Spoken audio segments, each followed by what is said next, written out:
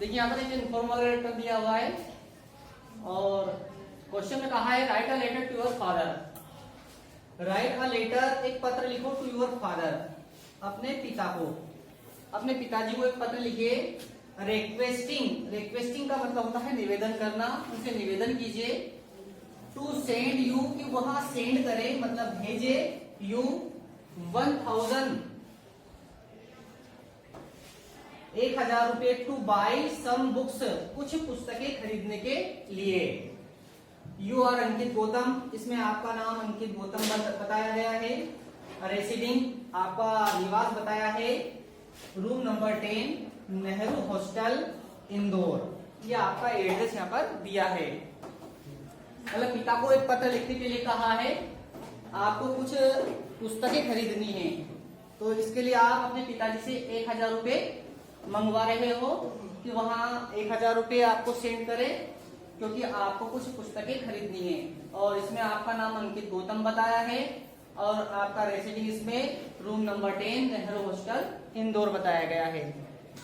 Address आप याद ना करें, क्योंकि एड्रेस क्वेश्चन में ही दिया रहेगा। जो भी एड्रेस क्वेश्चन में दिया जाए वही एड्रेस आपको डालना होता है, और जो नाम आपका दिया गया है वही नाम आप नीचे डाले, अपना खुद का नाम ना डाले। यहाँ पर एड्रेस हमने यहाँ पर लिख दिया क्वेश्चन में से, room number 10, Nehru hostel, Indore. जो आपका एड्रेस दिया गया है उस एड्रेस के ठीक नीचे आपको डेट डालनी है और उसके बाद हमें लेटर शुरू करना है। यहाँ पर लिखा हुआ है रेस्पेक्टेड फादर, पूज्य पिताजी। जो हमसे छोटे होते हैं उनके लिए हम डियर यूज करते हैं, और जो बड़े होते हैं उनके लिए रेस्पेक्टेड वर्ड यूज किया जाता है। रेस्पेक्टेड फादर, पूज्य पिताजी, हाई रिगार्ड्स, ये जो वर्ड है ना हाई रिगार्ड्स, ये जो हमसे बड़े होते हैं, पूज्य होते हैं, उनके अभिवादन के लिए, उनके मान सम्मान के लिए ये वर्ड यूज होता है, high regards. I am fine here, मैं ठीक हूँ। आई एम फाइन हियर, मैं यहाँ पर ठीक हूँ। आई होप, मैं आशा करता हूँ। You are also in best of health, कि आपका स्वास्थ्य भी ठीक होगा। मैं आशा करता हूँ कि आपका स्वास्थ्य भी ठीक होगा। आई एम स्टडिंग वेल, मैं अच्छे से पढ़ाई कर रहा हूँ। स्टडी का मतलब पढ़ाई करना, वेल का मतलब होता ठीक, अच्छे से। आई एम स्टडिंग वेल, मैं अच्छे से पढ़ाई कर रहा हूँ। The school is also very good, school भी बहुत अच्छी है। The school is also very good, school भी बहुत अच्छी है। Hostel life is good, hostel का जो जीवन है वो भी अच्छा है। I miss home and my family, मुझे घर और अपने परिवार की याद आती है। I miss home and my family, मुझे अपने घर और परिवार की याद आती है। बट प्लीज, किंतु कृपया, डोंट वरी, चिंता मत करना, किंतु कृपया चिंता मत करना।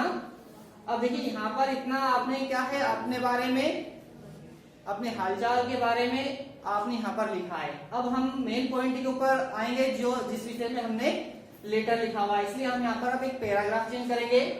आई वांट, मैं चाहता हूँ, टू टेल, कहना, यू, आपसे, मैं आपसे कहना चाहता हूँ, देख, कि आई हैव टू बाई, कि मुझे खरीदना है, सम बुक्स, कुछ पुस्तकें। मैं आपसे कहना चाहता हूँ कि मुझे कुछ पुस्तकें खरीदना है। देयरफॉर, अतः, काइंडली सेंड मी, कृपया भेज दे, 1000 बाई नेफ्ट, 1000 रुपए बाई नेफ्ट, नेफ्ट के माध्यम से। नेफ्ट क्या चीज होती है? नेशनल, ई का मतलब होता है इलेक्ट्रॉनिक, और एफ का मतलब होता है फंड, और टी का मतलब होता है ट्रांसफर।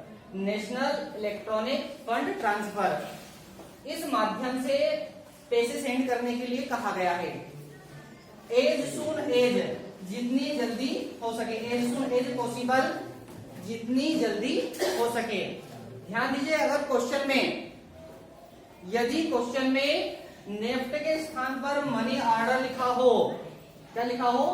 मनी ऑर्डर, तो आपको यहाँ पर नेफ्ट नहीं डालना है, मनी ऑर्डर लिखना है, क्योंकि पुराने जमाने में मनी ऑर्डर के द्वारा, मतलब पोस्ट ऑफिस के माध्यम से भी पैसे एक स्थान से दूसरे स्थान पर सेंड किए जाते थे। आजकल क्या है, इलेक्ट्रॉनिक माध्यम हो गया है, तो कुछ ही सेकंड में पैसे इधर से उधर सेंड किए जा सकते हैं। तो ये क्या है, इलेक्ट्रॉनिक माध्यम है। नेशनल इलेक्ट्रॉनिक फंड ट्रांसफर है, जिसके माध्यम से कुछ ही समय में हम पैसे को एक स्थान से दूसरे स्थान पर आसानी से भेज सकते हैं। तो अगर मान लो नेफ्ट के द्वारा अगर पैसे सेंड करने के लिए कहा जाए तो नेफ्ट लिखना है, मनी ऑर्डर के द्वारा पैसे सेंड करने के लिए कहा जाए तो मनी ऑर्डर लिखना है। नीचे लिखा है आपने give my regards to mother, माँ को मेरा प्रणाम। यूअर्स ओबिडेंटली, आपका आज्ञाकारी अंकित गौतम। यहाँ पर आपका नाम अंकित गौतम बताया हुआ था, इसलिए हमने यहाँ पर सबसे नीचे नाम डाला है अंकित गौतम। ठीक है।